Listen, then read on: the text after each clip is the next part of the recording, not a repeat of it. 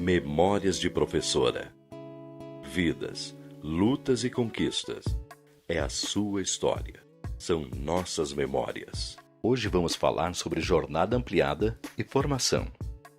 Comecei a minha carreira como professora alfabetizadora na Regional de Ensino de Ceilândia, meados da década de 1980, e como professora alfabetizadora eu vivenciei um momento muito diferenciado do que nós temos hoje na rede pública de ensino, no que se refere à jornada ampliada para o estudante e à coordenação pedagógica para o professor. Eu me lembro que naquele momento nós professores alfabetizadores tínhamos duas turmas, era uma turma no turno vespertino, uma turma no matutino, e apenas um turno por semana para a coordenação pedagógica. Como que isso acontecia? Nós sabemos que a coordenação pedagógica é um espaço importantíssimo, fundamental, primordial para o professor organizar o seu trabalho, fazer planejamentos, discutir, estudar e refletir sobre o seu trabalho. Só que naquele momento, na década de 80, nós tínhamos um turno por semana, que era quando o professor dinamizador entrava na nossa turma e nós tínhamos esse tempo muito exíguo, um tempo muito curto para que a gente pudesse fazer toda essa organização que era destinada a duas turmas durante toda uma semana. Esse foi um momento muito difícil, porque a alfabetização era um período, é uma etapa do ensino fundamental que requer muito do professor e, ao mesmo tempo, nós não tínhamos as condições necessárias, objetivas, materiais necessárias de tempo e de espaço para organizar esse trabalho. Então, a partir dessa experiência vivenciada, de não se ter a coordenação pedagógica, nem a jornada ampliada para o estudante,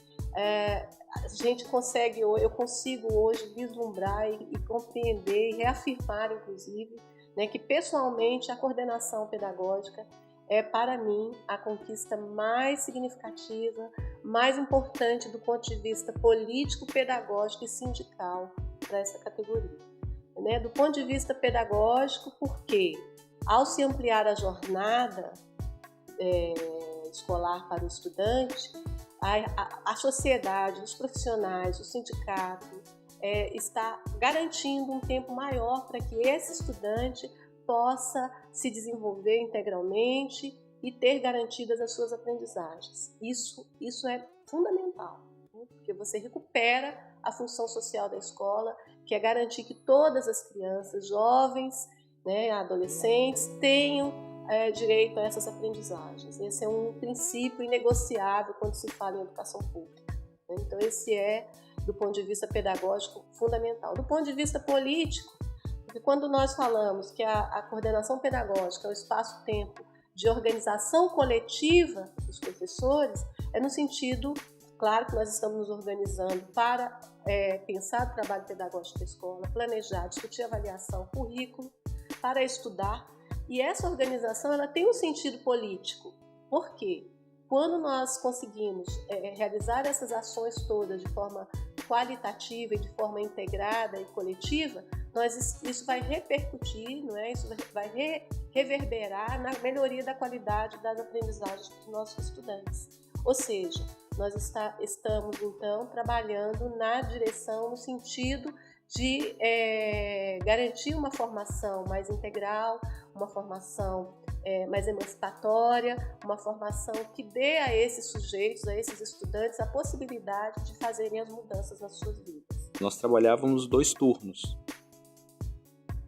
com pouquíssimo tempo para fazer o nosso planejamento, para fazer formação. Então, a gente hoje tem a garantia de um turno e do outro para fazer tudo isso. O afastamento terminado para estudo da mesma forma, como eu dei o meu próprio exemplo. Outro dia, as pessoas faziam mestrado e trabalhavam e tinham que conciliar o mestrado ou o doutorado. Muitas vezes em outro estado, como foi meu caso. Durante um ano inteiro eu me desloquei para Porto Alegre. Então, eu acho que a gente precisa fazer essa defesa forte, porque não pode ser algo que passe despercebido para a nossa categoria. Eu acho que isso marca a história sindical. Tal como várias outras conquistas que a gente teve no passado, desde a época que o sindicato foi criado, em 1979, eu acho que esse momento, né, de garantir a jornada ampliada e de garantir o afastamento remunerado para estudo com 1% da categoria, uma categoria de 30 mil docentes na ativa, você pode afastar 1%. Então não é um número insignificante.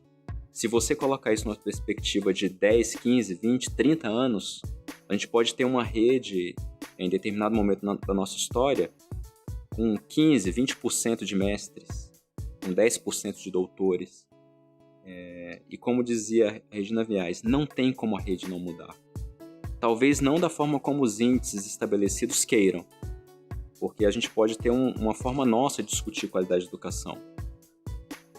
O importante na escola é garantir as aprendizagens, na perspectiva emancipatória. Então eu acho que é uma conquista que precisa ser celebrada, sempre, e lembrada. Acho que o sindicato dos professores, ao demonstrar qualidade nessa ação, aponta para um futuro de um movimento sindical diferenciado. Acho que essa gestão que esteve nesse momento aqui está, no meu entender, merece todo o respeito da categoria. Nós temos que ter a clareza e a compreensão de que essas conquistas, elas não são eternas, né? E que o nosso engajamento na luta, enquanto categoria, né, ele é fundamental para que nós possamos manter essas conquistas, né, considerando que elas não são definitivas, elas não são eternas, e que essa mobilização, esse engajamento, esse compromisso no sentido de fazer com que esse espaço-tempo da coordenação pedagógica de fato repercuta em melhoria da qualidade da educação pública, é que fará com que essa conquista seja de fato um ganho para a sociedade do DF, para a comunidade escolar e para nós professores.